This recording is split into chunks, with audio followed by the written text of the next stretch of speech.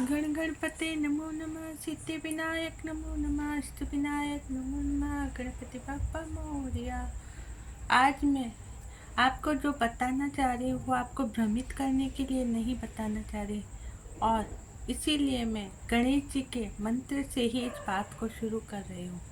लेकिन आप अपने तर्क और अपनी अनुभूति के अनुसार ही इस बात को समझें।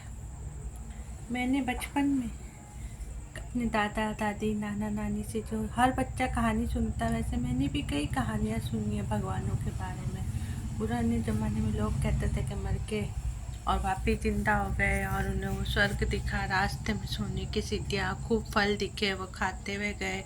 फिर कि भगवान ने कहा कि ये तो वो नहीं है, कोई और है, कालू नाम का व्यक्ति मर गया, ये वो कालू नहीं है, दूसरा। तो एकदम झटका लगा, आँख खुली तो वो धरती पे।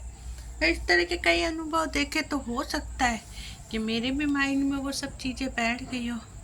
तो धीरे धीरे दादा दादी नाना नानी की कहानियाँ सुनते हुए, माता पिता की, आज की जनरेशन को देखते हुए, वातावरण को देखते हुए, लोगों की बातों को सुनते हुए, और एक तरह का भय, मैं ये जानती हूँ कि मैंने एक चीज़ अनुभव करी। मैं आपको बाद में बताऊँगी ये बात, लेकिन अभी मैं आपको बताती हूँ जो मैंने अनुभव किया। एक बार की बात है कि हमारा घर बन रहा था। एक ही मोहल्ले में हमारे दो घर थे, तो नया घर बन रहा था। पुराने वाले घर को छोड़ के हम गुरु पूनम के दिन शिफ्ट कर रहे थे। तो शिफ्ट कर रहे थे तो एक बुढ़ी दादी जी थी, तो उन्होंने बोला कि मुझे भी दिखा के ला घर। तो शाम संध्या का समय था, अंधेरा आता, नया घर था, कोई नहीं था। मैं और मेरी भाभी सामान शिफ्ट कर रही थी, तो मैंने उन्हें मना किया। मैंने कहा अंडरग्राउंड खुला है, पूरा हॉल है नीचे, और दादी आपको दिखता भी कम है तो आप रहने दो। उन्होंने कहा नहीं मैं तो जाऊंगी। तो मैंने कहा अच्छा चलो। मैं भी बच्ची थी, 14-15 साल की। मैं उनका हाथ पकड़ के उन्हें सीधे चढ़ा के हॉल में खड़ा करा, गेट के पास, और मैंने कहा आप यहीं खड़े रहो, मैं लाइट जलाती हूँ। अब हो सकता है मैंने धीरे बोला हो, या हो सकता है उन्होंने सुनने की गलती करी हो, या उन्हें आगे देखने की ज़्यादा जल्दी हो रही हो। उन्होंने ये चीज़ गलती करी कि वो जल्दी जल्दी आगे बढ़ गई, और मैंने लाइट जलाई उससे पहले तो वो अंडरग्राउंड की सीढ़ियों से गुड़कती हुई नीचे गिर गई। उसके बाद में मैं डर गई। मैंने देखा कि दादी जी नीचे गिर गई, और मैंने जाके देखा तो उनके मतलब थोड़ा सा ब्लड गिरा हुआ था। तो मैं रोने लग गई। फिर मैं ऊपर आई, मैं वापस गई पुराने वाले घर में, अपनी मम्मी को बताया, मम्मी आई, भाभी आई। फिर उनको जल्दी से अस्पताल लेके गए मेरे पापा। 2,000, 2,500-3,000, पता नहीं कितने ज़्यादा ही उनका मतलब पूरा सीटी स्कैन वगैरह करवाया मेरे पापा ने। कि बुढ़ी है, 55-60 साल की है, तो कम की होगी, 50-55 की होंगी, कि इनको भाई कोई परेशानी नहीं हो। तो अच्छे से उनका पूरा चेकअप कराया। अच्छा, उधर अस्पताल में डॉक्टर ने बोला इनको कोई परेशानी नहीं है, सिर्फ 2 दांत टूट गए गिरने से, तो उसकी वजह से खून आया, बाकी बिल्कुल सही है। और इधर घर पे, ये मैं अनुभव की बात बता रही हूँ आपको, या तो ये मेरा अनुभव है, या फिर इन्हीं चीज़ों के कारण हमें भगवान को मानने के लिए मजबूर होना पड़ता है।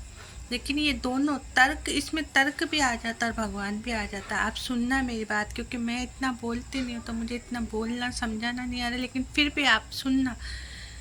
क्या है, वो जो घर के मतलब दादी जी गिर गई थी अस्पताल में, तो डॉक्टर ने बोला कि 2 ही टाट। और इधर घर का अनुभव ये था कि मम्मी रोने लग गई। मम्मी ने बोला भगवान, आज गुरु पूर्णिमा में पहला दिन था हमारा घर शिफ्ट करने का, और ये क्या हो गया।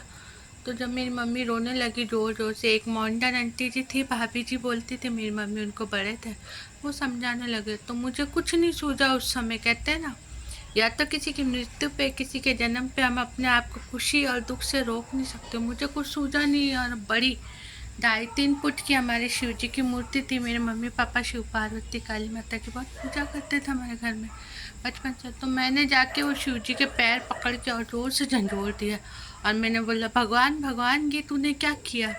हमारा इधर पहला घर है और हमारी कितनी बदनामी होगी। मेरे पापा ने इतने सपने देख के, हमने इतनी मेहनत से मेरे पापा ने ये घर बनाया। तो मुझे ऐसा लगा कि उस मूर्ति में से, अब अगर मेरी आत्मा है तो मैं तो कुछ और ही सवाल कर रही हूँ, लेकिन मुझे वापस सामने से जवाब आ रहा है, जैसे कोई जेंट्स की आवाज़ में बोल रहा है कि तू चिंता मत कर, उसको कुछ भी नहीं होगा, उसके सिर्फ 2 दांत टूटे हैं। और मैंने कुछ सोचूं कुछ समझूं उससे पहले मैंने पलट के अपनी मम्मी को बोला, मम्मी, जाके मम्मी को पकड़ा, मम्मी मम्मी रोती, मम्मी को बोला रो मत, दादी जी को कुछ भी नहीं होगा, सिर्फ उनके 2 दांत टूटे, उसकी वजह से खून आया, तो आप चिंता मत करो। अच्छा, इससे पहले भी मेरे बचपन से लेके बड़ी हुई जब तक कई अनुभव हो रहे थे, तो मेरी मम्मी को भी विश्वास हो गया कि हाँ, अगर आशु कह रही है तो ये बात सच्ची है। और भगवान की कसम, जब उसी के मतलब 5-7 मिनट बाद मेरे भैया जब घर पे आए तो बताया कि सारा चेकअप करा लिया, बिल्कुल ठीक है दादी जी, कुछ भी नहीं हुआ, 2 दांत टूटा। तो अब बताओ आप ये कैसे माने अपन? अब इसको भगवान माने कि वो कौन सी शक्ति थी? भगवान शिव की शक्ति थी, परमात्मा की, जिसने मुझे बताया? वो कौन सा जेंट्स था जिसकी आवाज़ मुझे आई? क्योंकि मैं तो लेडीज हूँ, लेकिन वो मूर्ति जो बोल रही है वो परमात्मा की जेंट्स की आवाज़ में बोल रही। दूसरा, अगर तर्क के हिसाब से देखे तो हो सकता है मेरी आत्मा में ये आया कि भाई गिर गई तो दांत टूट गए होंगे तो खून आ गया। मैंने अपनी मम्मी को मन की तसल्ली देने के लिए बोलिया, लेकिन ये भाव तो मेरे मन में आए ही नहीं थे। मेरे मन में तो सिर्फ एक ही भाव था कि भगवान तूने क्या कर दिया, अब हमारी इज्जत दाव पे लगी है। और सामने से मुझे आवाज़ आ रही है कि तू चिंता मत कर बेटी, कुछ भी नहीं होगा उससे, सिर्फ 2 दांत। और मैंने अपनी मम्मी को बोला, उन्होंने मान भी लिया, क्योंकि मेरे साथ तो कई चीज़ें होती थी। और रियल में वो दादी जी आई, वो बिल्कुल सही थी, बस उनके 2 दांत ही टूटे थे। ये सब चीज़ें हैं कि कहीं ना कहीं हमें भगवान को मानने के लिए मजबूर करती है। लेकिन वही बात है ना, अब वो भी दूर का तारा कभी कभी भोर का तारा कभी कभी दर्शन देता है। तो जब हम चाहते हैं कि हमें कोई चीज़ मिले, प्राप्त हो, तो ज़रूरी नहीं कि उस समय भगवान हमारे लिए अवेलेबल हो। लेकिन कई बार हम जब आत्मा से उसे बुलाते हैं तब ये सत्य भी हो जाता है। तो कई बार मेरा भी मन भगवान से उखड़ जाता है। किसी भैया की मैंने वीडियो देखी और उन्होंने मुझे कई तर्क के हिसाब से, मुझे उनकी वीडियो में ये चीज़ लगी कि भगवान नाम की कोई चीज़ नहीं। जब हमें हमारे कर्मों को ही भोगना पड़ता है तो फिर भगवान हमारे ऐसे कर्म बनाता ही क्यों है? क्योंकि लिखने वाला तो वही है। तब मैंने भी उन्हें कमेंट में ये लिखा कि कुछ समझदार लोगों की वजह से, जिन्होंने सोचा कि लोग गलत काम नहीं करें, नहीं तो हर कोई अपनी मनमर्जी चलाने लग जाएगा, इसलिए उन्होंने भगवान नाम से डरा कर लोगों में एक भय बना दिया, जिससे कि वो गलत काम नहीं करें। और दूसरा कि व्यक्ति डरने लग गए तो फिर वो भगवान के नाम पे अच्छे कर्म भी करने लगे, अच्छे कार्य करने लगे। तो एक तरह से ये भी तर्क मैंने उन भैया को मैंने भी कमेंट करा कि भैया ये हो सकता है कि डर की वजह से लोगों ने ऐसा किया। लेकिन दूसरी तरफ ये जो चीज़ें हमारे साथ हो रही है, ये हमें मजबूर करती है भगवान को मानने की। लेकिन फिर भी सत्य बताऊँ, जब कभी जैसे मेरे मम्मी की मृत्यु हुई, उस समय हम 4 बहन भाई चारों मंदिर में बैठे रहे भगवान बालाजी के, और हनुमान चालीसा बोलते रहे, लेकिन मेरी मम्मी नहीं बची। लेकिन ये सत्य घटना है कि जिस समय मेरी मतलब मैं खूब दान दन करती हूँ, बचपन से मेरे मम्मी पापा ने ये सिखाया था कि जब मेरी मम्मी जाने वाली थी अस्पताल में, तो वहीं पे हमने गायों को चारा दिया, कुत्तों को बिस्किट। तो आप यकीन करेंगे, कुत्ते भी बिस्किट नहीं खा रहे थे कुछ सेकंड पहले जब ना कुत्ते बिस्किट खा रहे हैं, ना गाय चारा खा रही। और एक गाय तो मुझे मारने लगी, फिर मैं दूर हटी, बालाजी के मंदिर में जाके बैठे, खूब प्रार्थना करी, चारों बहन भाई रोए। बहुत छोटी छोटी उम्र के थे हम लोग तो। और मेरे पापा चले गए, हमारे 2 साल बाद हमारी मम्मी चली। तो उस समय ऐसी घटनाओं से फिर मन से भगवान का विश्वास हट जाता है। और मैंने 2-3 साल तक भगवान को पूजा में जितने पूजा पाठ करने वाली थी, मेरी हर बात सच होती थी। मैंने भगवान की तरफ देखना ही बंद कर दिया। सबको लगा कि या तो ये अपनी मम्मी को इतना प्यार करती है, मम्मी के पीछे कहीं कुछ नहीं कर ले, या फिर ये भगवान को कभी पूरी ज़िंदगी नहीं बनी।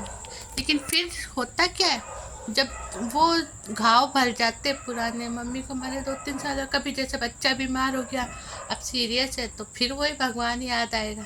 कभी जैसे कोई और परेशानी है, रिजल्ट आने, तो फिर वही भगवान। तो इसलिए इंसान भटकता है। लेकिन ये भी सत्य है कि कोई वास्तव में कोई अदृश्य शक्ति है परमात्मा नाम की, लेकिन वो हमारे मन चाहे हमें दर्शन नहीं देती। वो जब उसको जिसको जो दिखाना होगा वो दिखाएगा। तो हम परमात्मा को नकार भी नहीं सकते। लेकिन अगर उसकी प्राप्ति करनी है तो आपको पहले अपने, कहते हैं ना, परमात्मा हमारे अंदर बैठा है, तो आपको अपने आप को उसके अनुरूप ढालना पड़ेगा। क्योंकि हालांकि शादी के बाद तो कई लड़ाई झगड़े सब कुछ होता है, अच्छी बुरी सब चीज़ें, लेकिन शादी से पहले मैं एक बहुत अच्छी बच्ची थी अपने परिवार के लिए। तो मुझे कई अनुभव होते थे और आज भी होते, लेकिन अब कम होते हैं। तो आपको पहले वैसे ढलना पड़ेगा, अपनी शरीर अपनी आत्मा को शुद्ध करना पड़ेगा, तब आपको परमात्मा से कनेक्ट होते हो। आप चाहो कि ऐसे परमात्मा को बुलाओ आ जाओ, तो ऐसा नहीं है। है ना। तो वो सबके लिए है, लेकिन आपको पहले तपस्या करनी पड़ेगी। लोहा, जैसे कहावत है ना कि लोहे को कूटते तब उसका बर्तन बनता है, सोने को जलाते तपाते तब वो सोना बनता है। तो उसी तरह से इंसान को भी मेहनत करनी पड़ती है, तब सफलता मिलती है। लेकिन परमात्मा तो सबके साथ है। और मेरा तो ये मानना है कि आज हमारे साथ बुरा हो रहा है तो कहीं ना कहीं हमने किसी का बुरा किया होगा किसी जन्म में, तो उसका तो फल हमको भोगना ही पड़ेगा। जिस दिन वो कर्मों का फल पूरा हो जाएगा तो उस दिन हमारे घर में सुख समृद्धि भी आ जाएगी। तो सत्य सनातन की जय, परमात्मा को माने, अपने कर्मों को अच्छा करें। और जब दुख आए तो पूरी कोशिश करें कि ऐसा नहीं हो, आगे के लिए कुछ अच्छा करने की कोशिश करते रहें। भगवान की जय, परमात्मा की जय।